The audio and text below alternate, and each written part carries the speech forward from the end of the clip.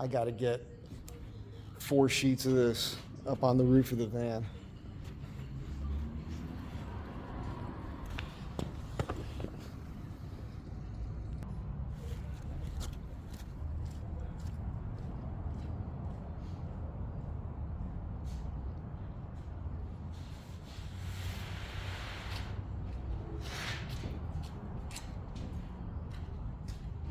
¿Cuántas son, amigo? How much? 4. I got it. It's okay? I got it.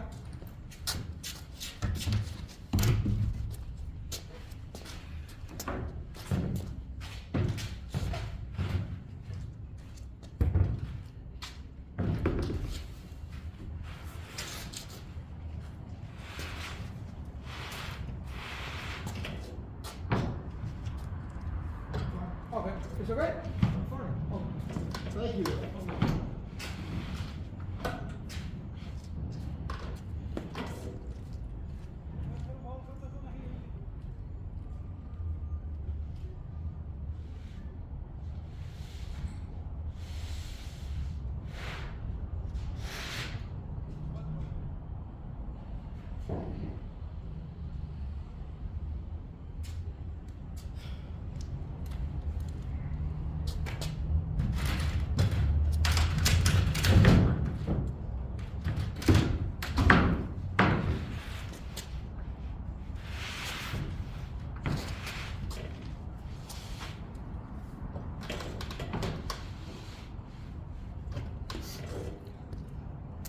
Super cool guys right here. They all know me, so they want to help. I'll get to the rest of this in a moment.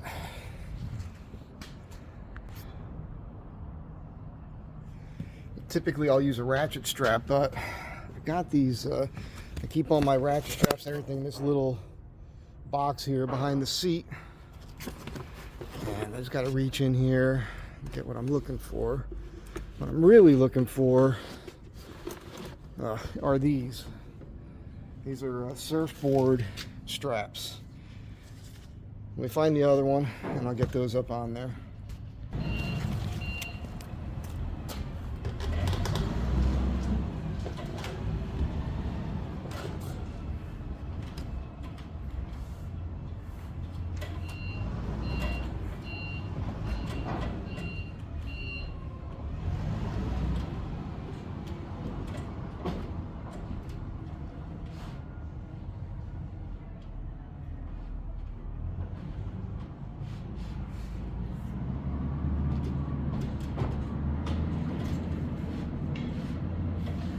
Show you what's going on up here.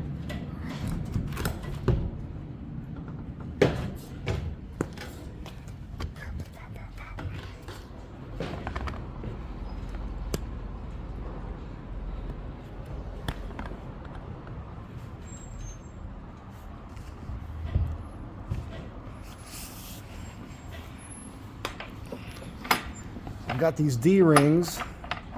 There's some going down the center too, but they're mounted flush, so I can slide things. And I'll just go ahead and hook these straps up now.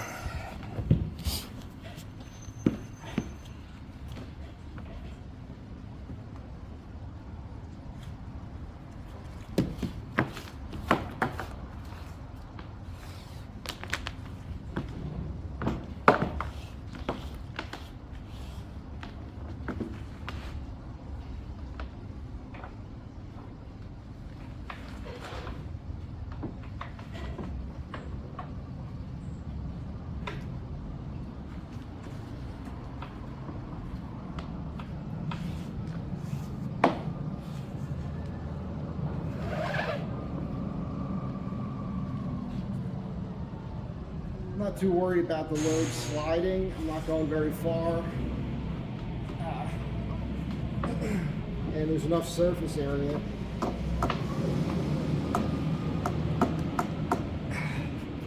Up here where these things really shouldn't shift too much.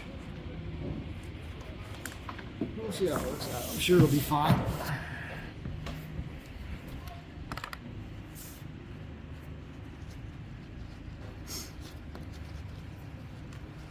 You guys know that the inside of my van has that deck in the back, and there's a lot of stuff under the deck.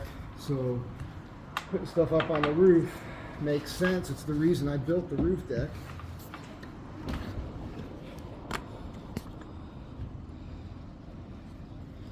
Right? And as you know, and I like showing this often because when I was first designing and building the roof deck, I was getting quite a bit of flack from people who didn't understand why I put so much effort into it.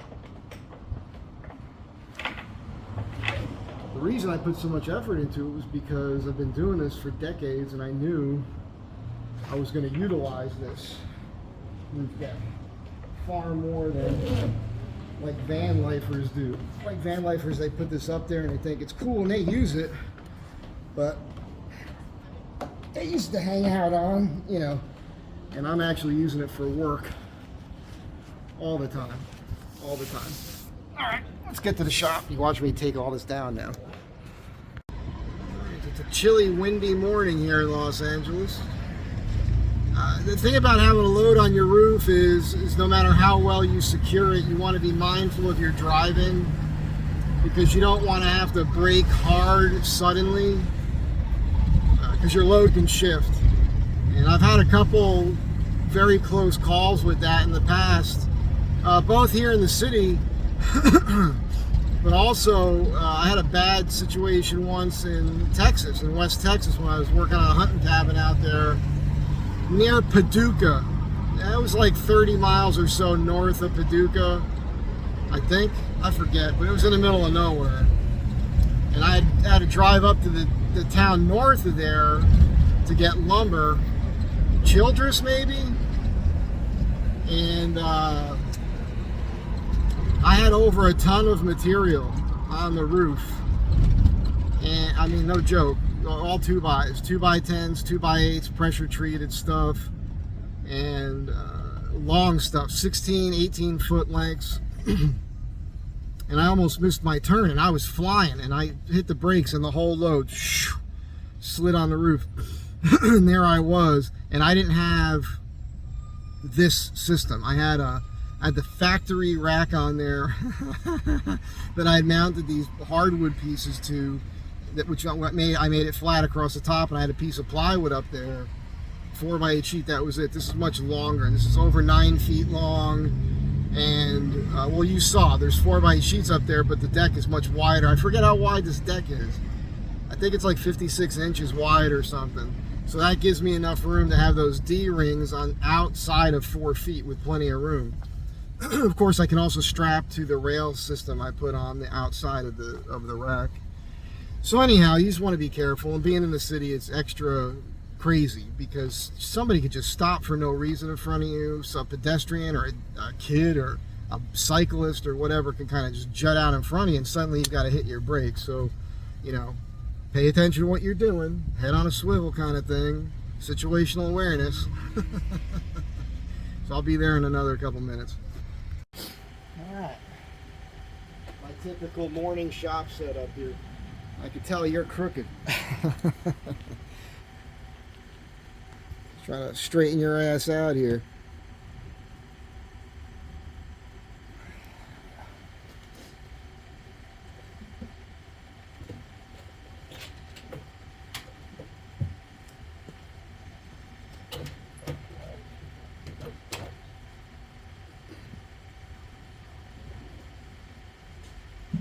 Put this can here so it blocks the signal to close the door, because sometimes the people here, they might hit their remote by mistake and this door will start closing. I could be standing under it. The art of working in a not perfect shop. And one of these days I'll find the time to get these bike projects done so I can get them out of here. Instead of not had the time.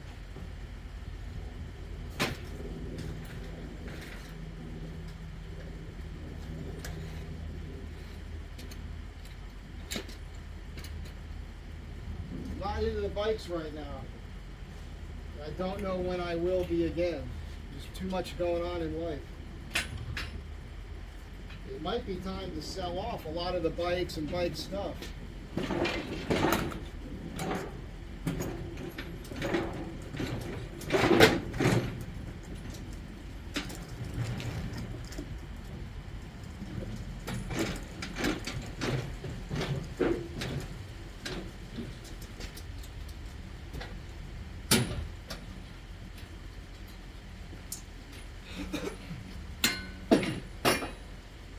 I did not intend on this being a very long video, but I gotta take these sheets down. I'll show you that. I think I'll put runners on the floor of the shop and do my preliminary rips and whatnot with my new Makita panel saw. I have the Fest tool.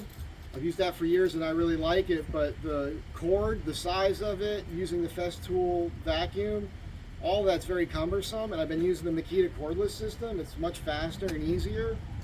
So I think maybe I'll show you that, and I'll make this a little bit of a longer video. Maybe you guys will enjoy it. I'll just show you what I'm doing right quick here. So the plywood, this is what we're building. When it gets windy here, it's a little bit frustrating, as you can imagine. It's an open air shop, so. Okay, so the plywood is really for these inside panels here, this panel here and the panel on the other side. There's gonna be a desk here. I actually forgot about these shelves, but I'm sure I have enough material. And then I'm doing 4 inside shelves here, possibly one here. There's 2 here. There's a bottom for this cabinet up top, and then there's a middle one. And then on this one here, same thing, 4, they're obviously longer and deeper, and then the bottom for this, and then that top as well. These cabinets are built in. Excuse me. So my side panels are here, and all the doors are over here. They've all been sanded, filled whenever I had to do, wet down. You know, I soak them so that the grain raises, and then I sand them down again. So they're ready to be primed. And my other cross pieces are over here. And then I've got to mill up all the fronts for these. You'll see, I don't know if I'll do a video on it. I don't intend on doing a complete video on this project, but I do a thing. It's called a rabbet. I don't know if I have anything here to show you. Sometimes I've got scrap that's already cut that way. I mean, this is not what I'm doing, but this does not demonstrate it correctly. But this is cut from one piece of wood. Something I did on the table saw for some other reason, I don't recall. But I basically do something like that so that the front edge, when you look at the front of the shelf, is just a nice thick piece of poplar. It's thick enough, tall enough, and I get the grain orientation correct usually for the engineering purposes of it, so it doesn't want to sag. And then there's a rabbet in there that the plywood sits in, so you don't see the front edge of the plywood, but it wraps underneath the front edge of the plywood to give extra support. So those pieces are, they're probably going to be 1.5 inches tall, probably, and probably about that much wide around there. It doesn't matter that much, because not all these shelves are super long, and they're all going to be secured, other than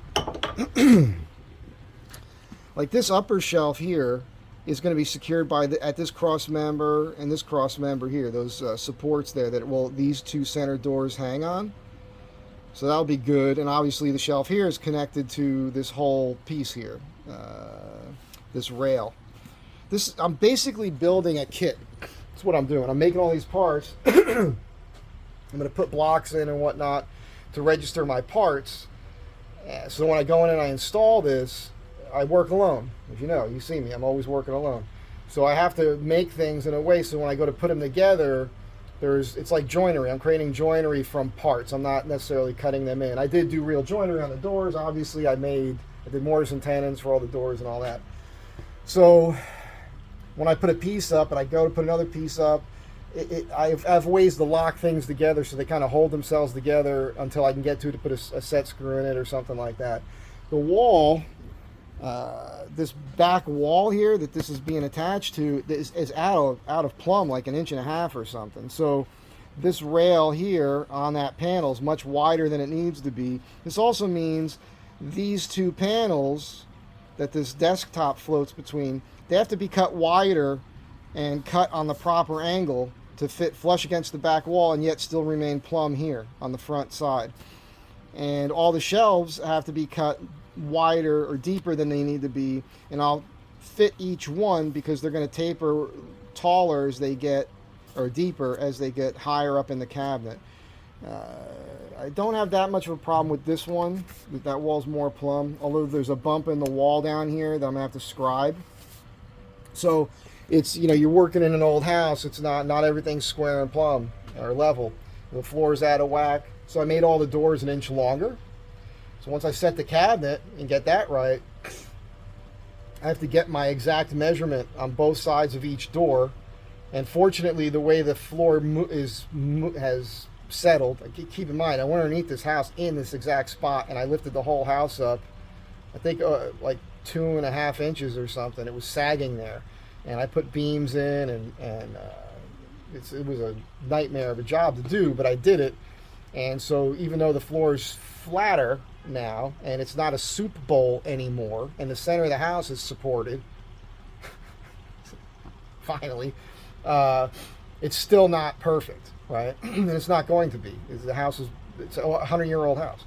So these are the things you have to deal with when you're doing this. And this job is not taking as long as it has been because of the way I'm doing it necessarily. It's taken this long because, as I've mentioned, I've been doing so many other things. I've been pulled off of this project to do other projects in that house, and each one of those have lasted a lot of time. I mean, I started this, and I did the tree house. I did the office upstairs, that whole ceiling, everything else, and all the other little stuff they asked me to do, plus going out of town, having a life. Every once in a while I do another little small project for somebody else, so that's why it's been drawn out.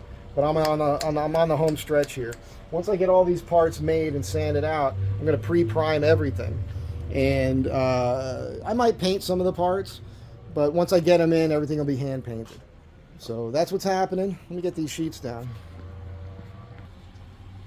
Okay, so I've already taken the straps off, just for sake of time here. I'm not going to show me taking all these down. I'm going to take them down, and this door is open here. I'm going to stand them up right here, leaning up against this door, and move some things around there, make a decision about how I want to start doing my cuts. I got to lay everything out, rough cut all the parts larger than they need to be, and then you're sitting on the table saw right now, so I'll utilize the table saw after that to get them equal size, and then keep working.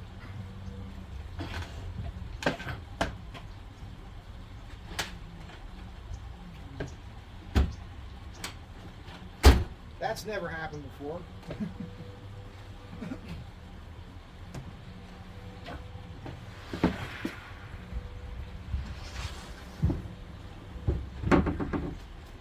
That's why you want to practice getting in that Asian squat, man. You got to stay flexible and fit.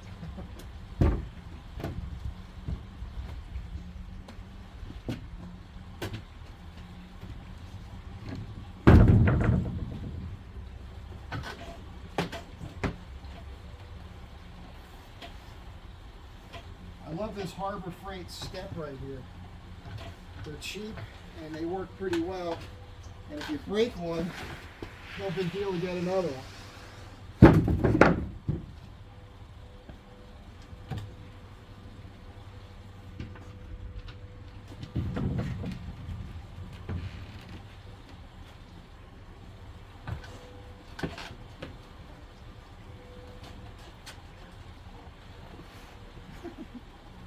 That was for the ladies.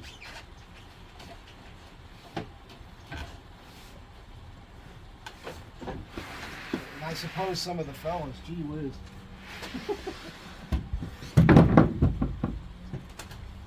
I'm such a tease.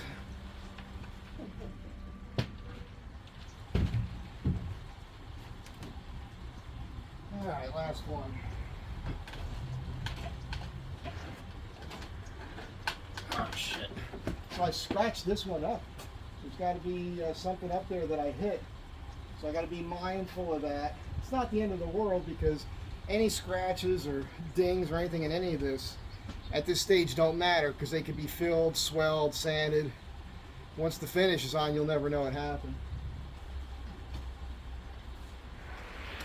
I used to go to Bonhoff a lot. And I still use Bonhoff lumber for all my hardwoods. All this poplar was purchased there, but I don't find the need to go there for my plywood It's too far of a drive. But the nice thing about Bonhoff is they always have 4x8 sheets of cardboard that they'll give you. So I could have put cardboard down first, cardboard again on top, cardboard between every sheet if I wanted to really protect it. And Anawalt doesn't have that.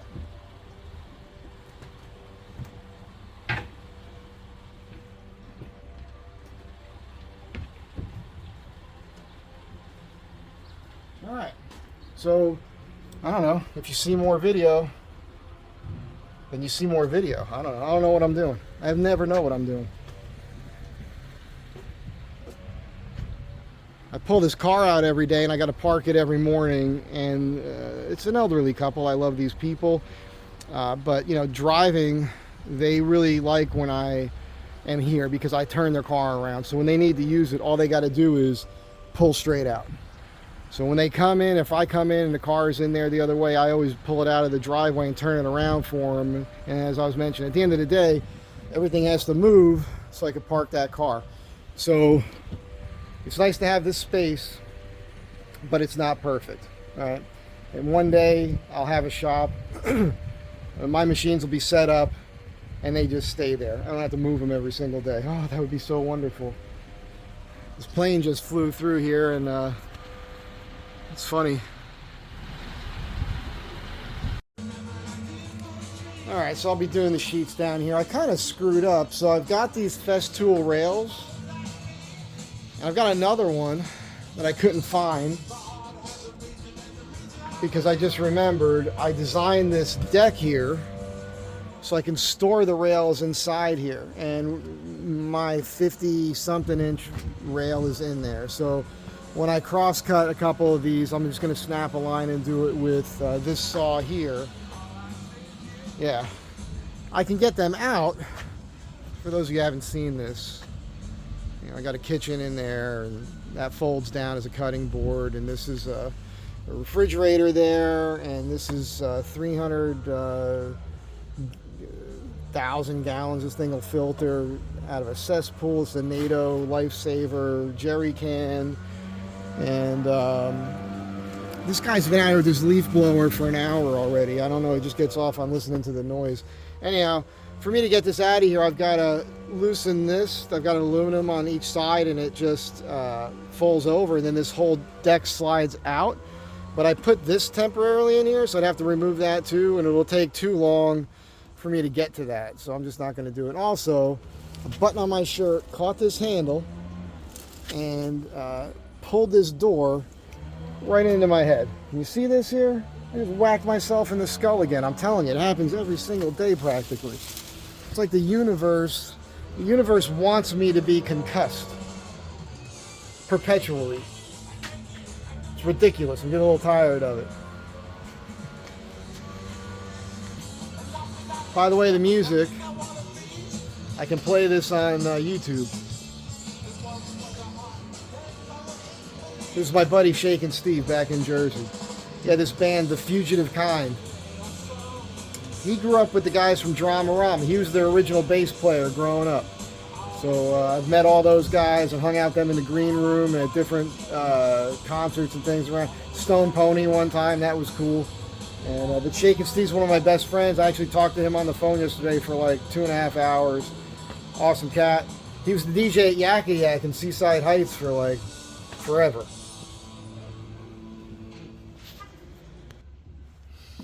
Alright, I'm just going to snap a quick line. I've already set the depth for this cut. Neat thing about this 6-inch Makita is it has these marks on it. It makes it easier for you to adjust the depth just by looking at the lines on the blade guard. This blade needs to be replaced, so we'll see how it cuts, but I'll probably replace that today too. There is a trick I'll show you real quick. You can make your own straight edge to get perfectly straight lines with a circular saw. I'll sketch that up for you here real quick. I'm not going to go to that trouble right now. I'm only making a few cross cuts, and they'll be good enough because, as I said, I'll be cleaning all these up on the table, so I'll get all that extra chalk. No jokes on the blowing. I've heard the jokes. I know, I'm hired already. Okay. Let me show you something here real quick. So, if you needed to make a straight edge rail for cutting with a circular saw, what you'll do is you'll take a piece of plywood, all right, and you'll cut that. And you can cut that with a circular saw. It doesn't have to be super perfect, but you're going to basically rip it. So make this line light here because I'll be doing something else there. So you're going to make this piece here. And you're going to make this wide enough so that you can put another piece here, which it would be better if this piece was cut on a table saw, this runner. And so this runner here is what the edge of your saw is going to run up against, okay? Oh, Jesus. So much for nice, clean, straight lines for you, but okay, you get the picture. Okay. So it's nice if you glue and screw, but you can nail this, right? However you want to attach it to the piece of plywood underneath, okay? And then all you're going to do is you're going to take your saw right here, and you're going to run this edge right there. This edge right here. You're just going to run that along here, just right along here.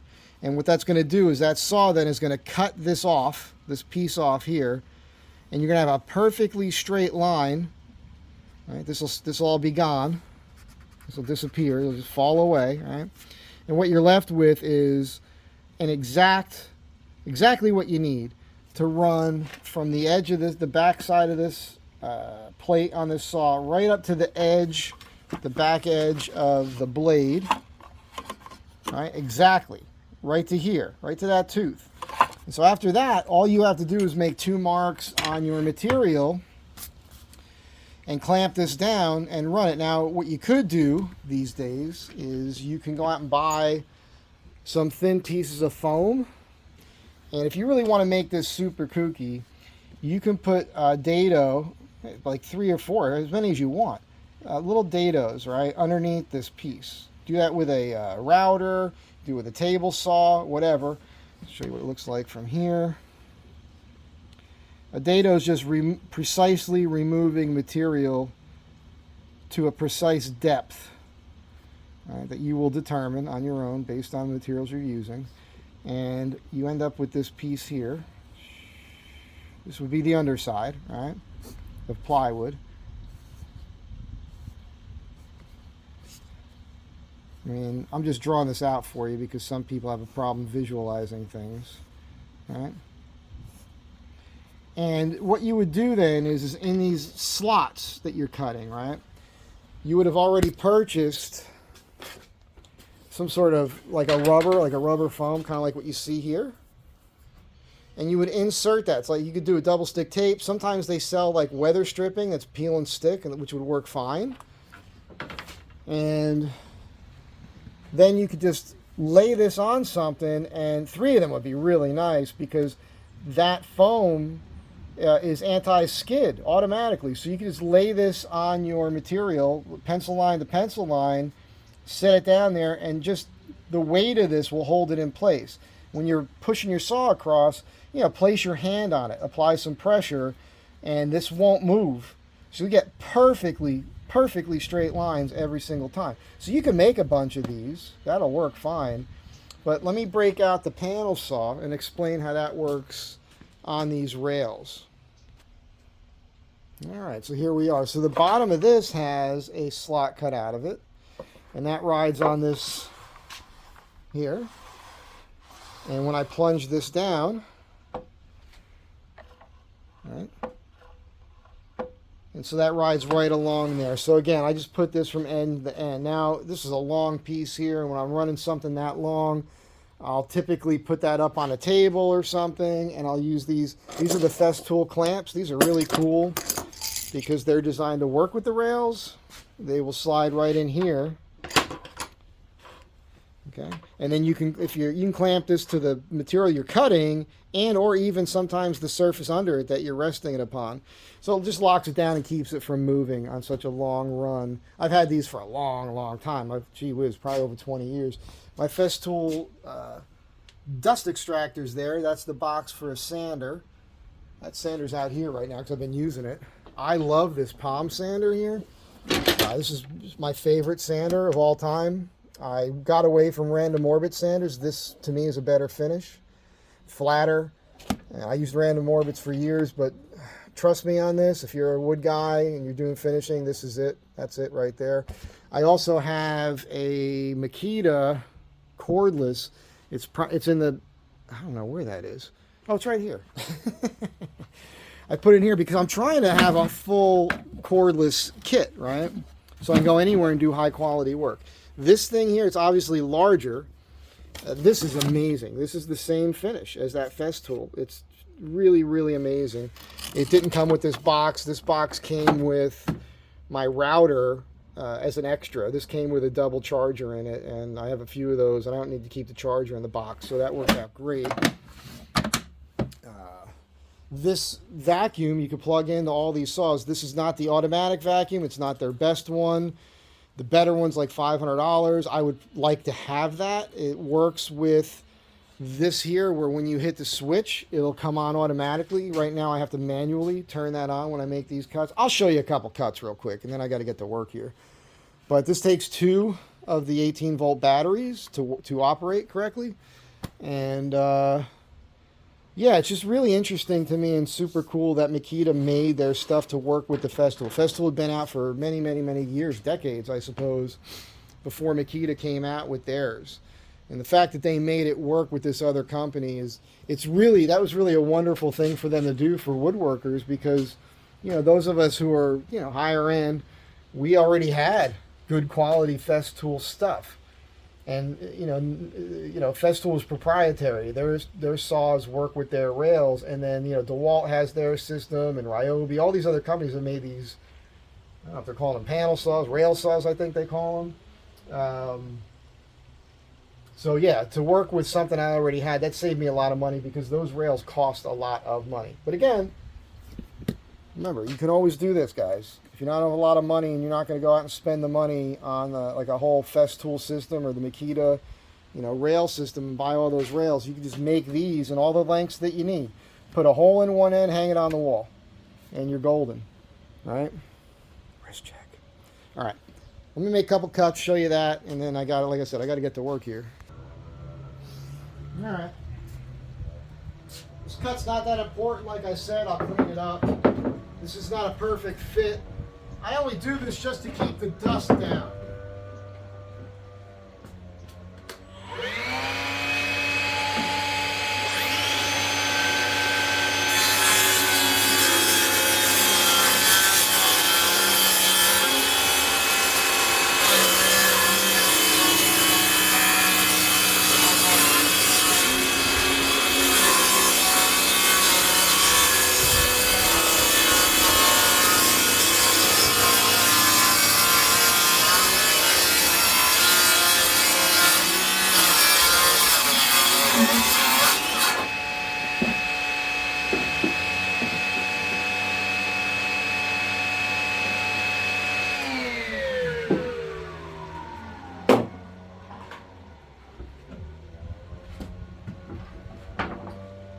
Make a mark vertically, and I'll show using the Festool long rail right quick.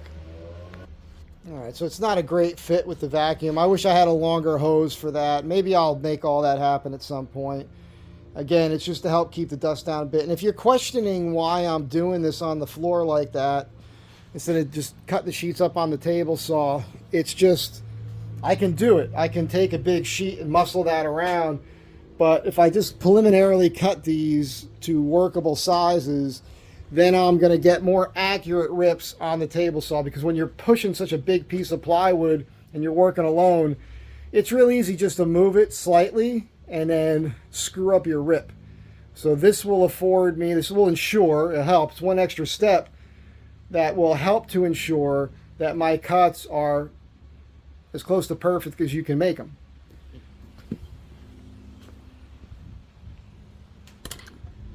See how this works out here.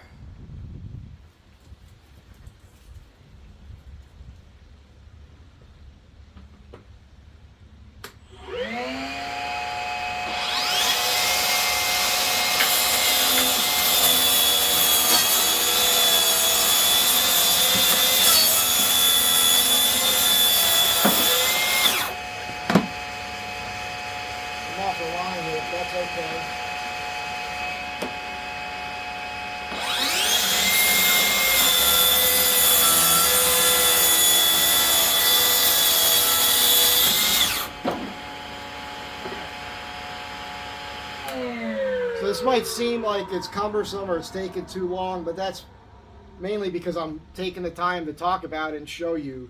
I could add all these done already if I wasn't trying to film this, you know, for you guys.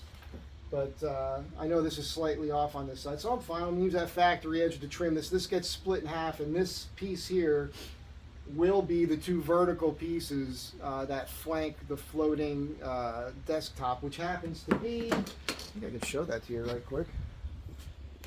I've got some oak milled here. Yeah, this is white oak, which is what the floors are in the house.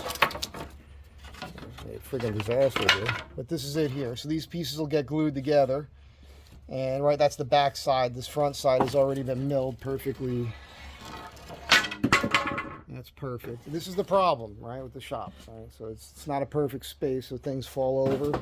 Usually, when they fall, they crack my head open. That's usually how it goes. I'm usually a bloody mess and got lumps on my head. Reminds me of that cartoon with Bugs Bunny. How many lumps of sugar do you want? 3 or 4? How many lumps of sugar do you want? 3 or 4? How many lumps of sugar do you want? Oh, none, thank you. Gives me a headache.